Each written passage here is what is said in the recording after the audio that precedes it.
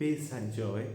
റിവോട്ടോട്ടോയിലെ ജീവിതം, ആ ചെറുകുടിലെ ജീവിതം ഒത്തിരിയേറെ പരിമിതികൾ നിറഞ്ഞതായിരുന്നു. അതുപോലെ പുറം ലോകം നോക്കുമ്പോൾ ഒത്തിരി സഹനങ്ങൾ നിറഞ്ഞ ആ കുടിലിനുള്ളിലെ ജീവിതം നമുക്ക് ആ കുടിൽ കാണാൻ സാധിക്കും. ഒരാൾക്ക് നിവർന്നു നിൽക്കാനുള്ള ഹൈറ്റ് പോലും അതിനില്ല, ഉയരമില്ല.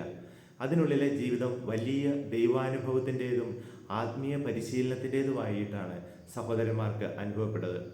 ഫ്രാൻസിസ് എപ്പോഴും അവരെ തങ്ങളുടെ ഇല്ലായ്മയിൽ നിന്നുകൊണ്ട് ദൈവത്തെ സ്തുതിക്കാനായിട്ട് പ്രേരിപ്പിച്ചിരുന്നു. ലോകം അതിൻ്റെ സമൃദ്ധി ആഘോഷിക്കുവാൻ, സമ്പത്തിൻ്റെ ആഡംബരം ആഘോഷിക്കുവാൻ, അല്ലെങ്കിൽ ആഡംബരത്തിൽ മതിമറന്ന്, സുഖലോലുപതയിൽ മതിമറന്ന് ദൈവത്തെ മറന്ന് ജീവിക്കുന്നതിന് പരിഹാരമായിട്ട് തങ്ങളുടെ നിസ്സാരതയിലും പരിമിതികളിലും നിന്ന് ദൈവത്തെ മഹത്വപ്പെടുത്തുവാൻ, അവർക്ക് വേണ്ടി കൂടി മധ്യസ്ഥത വഹിച്ചുകൊണ്ട് ദൈവത്തെ മഹത്വപ്പെടുത്തുവാൻ ഫ്രാൻസിസ് സഹോദരന്മാരെ പ്രേരിപ്പിച്ചിരുന്നു. ദാരിദ്ര്യ ചൈതന്യത്തിൻ്റെ വലിയ ഒരു കവാടം, ഒരു സാധ്യത അത് തന്നെയാണ്. ലോകത്തിന് മുഴുവന് വേണ്ടി മധ്യസ്ഥത വഹിക്കുകയാണ്. സമ്പത്തിന് പുറകെ പോയി ദൈവത്തെ നഷ്ടപ്പെടുത്തുന്നവർക്ക് പകരമായി ദാരിദ്ര്യത്തിൽ സ്വയമേ നിലനിന്നുകൊണ്ട് ദൈവത്തെ മഹത്വപ്പെടുത്തുകയാണ്. അവർക്ക് വേണ്ടി കൂടി ദൈവത്തെ സ്നേഹിക്കാനായിട്ട് പരിശ്രമിക്കുകയാണ്. സഹോദരന്മാരുടെ ജീവിതത്തിൽ ഒത്തിരി കുറവുകളുണ്ടായിരുന്നു. പലപ്പോഴും അവർ ഭിക്ഷാടനത്തിന് പോയിട്ട് പോലും അവർക്ക് ആവശ്യമുള്ളത് കിട്ടിയില്ല. അപ്പോൾ തോട്ടങ്ങളിലൊക്കെ ചിതറിക്കിടന്നിരുന്ന പഴയ കിഴങ്ങുകളും അതിൻ്റെ കഷ്ണങ്ങളും ഒക്കെ പെറുക്കി കൊണ്ടുവന്ന് അവർക്ക് വിശപ്പടക്കേണ്ടി വന്ന ദിവസങ്ങളുണ്ട്. ഫ്രാൻസിസ് അതിനെല്ലാം ഓർത്ത്, ആ അനുഭവങ്ങളെല്ലാം ഓർത്ത് ദൈവത്തെ സ്തുതിക്കാനായിട്ട് ഓർമ്മപ്പെടുത്തി. ഏറെ തണുപ്പുള്ള രാത്രികളിൽ പോലും ഫ്രാൻസിസ് ഒരു കല്ല് തലയണയാക്കി വെച്ച് തൻ്റെ ചാക്കുവസ്ത്രത്തിൽ മാത്രമായിരുന്നു അദ്ദേഹം ഉറങ്ങിയിരുന്നത്. പലരും ചോദിച്ചു, ഈ കൊടും തണുപ്പിൽ എങ്ങനെയാണ് ഇത് ചെയ്യാനായിട്ട് സാധിക്കുക? അങ്ങയുടെ ആരോഗ്യം ക്ഷയിച്ചുകൊണ്ടിരിക്കുകയല്ലേ? ഫ്രാൻസിസ് പറഞ്ഞു, കണ്ണുകൾക്ക് രോഗമുണ്ടായിരുന്ന ഒരു സാഹചര്യം ഫ്രാൻസിസിനുണ്ട്, വിട്ടുമാറാത്ത തലവേദനയുണ്ട്.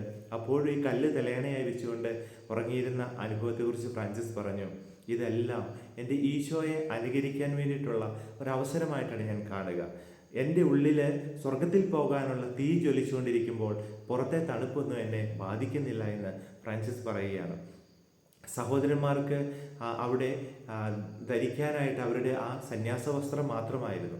എങ്കിലും ദൈവസ്നേഹത്തിൽ ജ്വലിച്ചു നിന്നുകൊണ്ട് ദൈവത്തെ എപ്പോഴും പാടി സ്തുതിച്ചുകൊണ്ട് ആ സ്വർഗീയ ആനന്ദത്തിൻ്റെ ചൂടിൽ വസിക്കാനായിട്ട് ഫ്രാൻസിസ് അവർക്ക് പരിശീലനം നൽകുകയാണ്.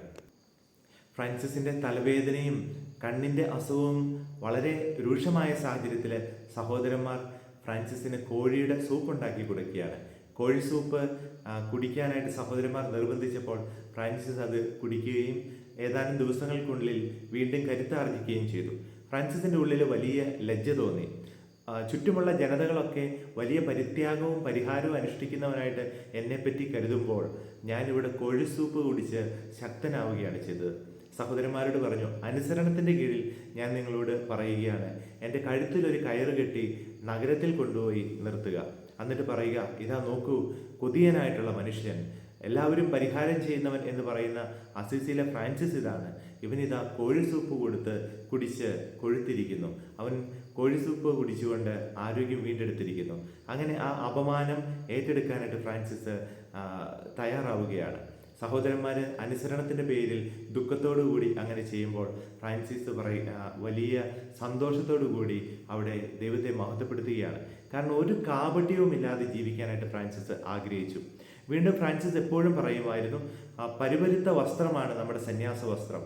നമ്മൾ പട്ടുപോലത്തെ വസ്ത്രം ധരിച്ചുകൊണ്ട് മുന്നോട്ട് പോയാൽ തീർച്ചയായിട്ടും പ്രലോഭനത്തിൽ വീഴുക സർവ്വസാധാരണമാണ്. ഈ ലോകത്തിൻ്റെ ആഡംബരത്തിൽ നിൽക്കുമ്പോൾ നമ്മളെപ്പോഴും പ്രലോഭനത്തിന് അധീനരാണ്, അതിന് വിധേയപ്പെട്ടാണ് നിൽക്കുക. അതിന് അപ്പുറത്തേക്ക് പോകണമെങ്കിൽ നമുക്ക് പരുക്കൻ ജീവിതത്തോട് ചേർന്ന് നിൽക്കേണ്ടതായിട്ടുണ്ട്. അതുകൊണ്ട് തന്നെ ഫ്രാൻസിസ് എപ്പോഴും തനിക്ക് കിട്ടുന്ന ഏറ്റവും മനോഹരമായിട്ട്, ഏറ്റവും ലളിതമായിട്ടുള്ള ആ ആഹാരം പോലും വെള്ളം ചേർത്തതിൻ്റെ രുചി കളഞ്ഞിട്ടോ ചാരം തൂവി അതിൻ്റെ രുചി കളഞ്ഞിട്ടോ ആണ് ഭക്ഷിച്ചിരുന്നത്. ഒരിക്കൽ ഫ്രാൻസിസിൻ്റെ തലവേദന ശമിക്കാൻ വേണ്ടി തൂവലുകൾ കൊണ്ടുള്ള ഒരു മൃദുവായ തലയണ അദ്ദേഹത്തിന് നൽകപ്പെടുകയാണ്. എന്നാൽ ആ രാത്രി മുഴുവൻ പിശാച് അദ്ദേഹത്തെ കഠിനമായിട്ട് ശല്യപ്പെടുത്തിക്കൊണ്ടിരുന്നുവെന്ന് പറയുക. അങ്ങനെ ഇരിക്കുന്ന ഒരു സാഹചര്യത്തിലാണ് ഓർത്തോ എന്ന ചക്രവർത്തി, ജർമ്മൻ ചക്രവർത്തിയായിട്ട് ഓർത്തോയെ മാർപ്പാപ്പ വാഴിക്കുകയാണ്. അദ്ദേഹം അതിനു വേണ്ടിയിട്ട് വലിയ ആഡംബരത്തോടു കൂടി ആഘോഷത്തോടു കൂടി റിവോത്തോയുടെ സൈഡിൽ കൂടി പോകുമ്പോൾ ഫ്രാൻസിസ് കൂട്ടുകാരോട് പറഞ്ഞു, സഹോദരന്മാരെ, നമുക്ക് നമ്മുടെ കുടിലിലേക്ക് മടങ്ങാം. നമ്മൾ ഈ ആഡംബരവും ലോകത്തിൻ്റെ ഈ പറയുന്ന അധികാരവും ഒന്നും നമ്മൾ കാണേണ്ട ആവശ്യമില്ല. നമുക്ക് അത് ഹാനികരമാണ്. സഹോദരന്മാരെല്ലാം ഫ്രാൻസിസ് ചെയ്തതുപോലെ ചെയ്തു. അപ്പോൾ ഒരു സഹോദരനോട് പറഞ്ഞു, അങ്ങ് പോയിട്ട് ചക്രവർത്തിയുടെ ഘോഷയാത്ര പോകുമ്പോൾ അവിടെ പോയി പറയണം, ഈ ആഡംബരമൊന്നും അധിക നാൾ നീണ്ടു നിൽക്കുകയില്ല. ഇപ്പോൾ കാണുന്ന ഈ ആഡംബരം അധികം താമസിയാതെ അങ്ങേക്ക് നഷ്ടമായി. അതൊരു പ്രവചനം പോലെയായിരുന്നു. അധികം താമസിയാതെ തന്നെ അദ്ദേഹം അതേ മാർപ്പാപ്പായിൽ തന്നെ സ്ഥാനഭ്രഷ്ടനാക്കപ്പെടുകയാണ്. അദ്ദേഹം അധികാര സ്ഥാനത്ത് നിന്ന് പുറന്തള്ളപ്പെടുകയും മഹറോൻ ശിക്ഷയിൽ അടിമപ്പെടുകയും ചെയ്യുകയാണ്, അധീനപ്പെടുകയും ചെയ്യുക. വീണ്ടും സഹോദരന്മാരോട് പറഞ്ഞിട്ട് ഫ്രാൻസിസ് അസിസിയിലേക്ക് പ്രസംഗത്തിനായിട്ട് പോവുകയാണ്, സുവിശേഷ പ്രഘോഷണത്തിനായിട്ട്. അങ്ങനെ സുവിശേഷ പ്രഘോഷണം നടത്തി അതിനടുത്ത് ഫ്രാൻസിസ് പ്രാർത്ഥനയിൽ മുഴുകിയിരുന്ന ഒരവസരത്തിൽ രാത്രികാലത്ത് സഹോദരന്മാർ അത്ഭുതകരമായിട്ടുള്ള ഒരു ദർശനം കാണുകയാണ്. ഒരു ആഗ്നേയരഥം, സ്വർണ്ണ നിറത്തിൽ അഗ്നി സമാനമായിട്ട് ജ്വലിച്ചുകൊണ്ടിരിക്കുന്ന ഒരു ആഗ്നേയരഥം, അത് റിവോത്തോയിലെ ആ ചെറിയ കുടിലിന് മുകളിൽ 3 പ്രാവശ്യം വലം വെച്ചു. ആ കുടിലിന് മുകളിൽ നിന്നിട്ട് അത് സ്വർഗത്തിലേക്ക് മാറിപ്പോവുകയാണ്. സഹോദരന്മാരത് നോക്കി അത്ഭുതപ്പെടുകയാണ്. ഏലിയ പ്രവാചകന്റെ ഒക്കെ ജീവിതത്തിൽ കണ്ട ആഗ്നേയരഥം അവർ നേരിട്ട് സ്വർഗത്തിൽ കാണുകയായിരുന്നു. സഹോദരന്മാർക്ക് മനസ്സിലായി, ഇത് ഫ്രാൻസിസ് നമുക്ക് വേണ്ടി പ്രാർത്ഥിക്കുന്നുണ്ട്, ഇതൊരു ദൈവിക അടയാളമാണ്. ഫ്രാൻസിസിനെ അനുസരിക്കുന്നതിൽ ഒരു തെറ്റും പറ്റുകയില്ല എന്ന് സഹോദരന്മാർ ഉറപ്പാക്കുകയാണ്. ഫ്രാൻസിസ് മടങ്ങിയെത്തിയപ്പോൾ സഹോദരന്മാർ അത്ഭുതത്തോടെ ഈ കാര്യം പറഞ്ഞു. ഫ്രാൻസിസ് പറഞ്ഞു, ഉന്നതങ്ങളിലുള്ളവയെ ലക്ഷ്യം വെച്ചുകൊണ്ട് ജീവിക്കാൻ നമുക്ക് ഒന്നിനും കുറവുണ്ടാവുകയില്ല. ദൈവത്തിൽ നോക്കിയാണ് നമ്മൾ ജീവിക്കേണ്ടത് എന്നുള്ള ഒരു ഓർമ്മപ്പെടുത്തലാണ് ഈ ദർശനം.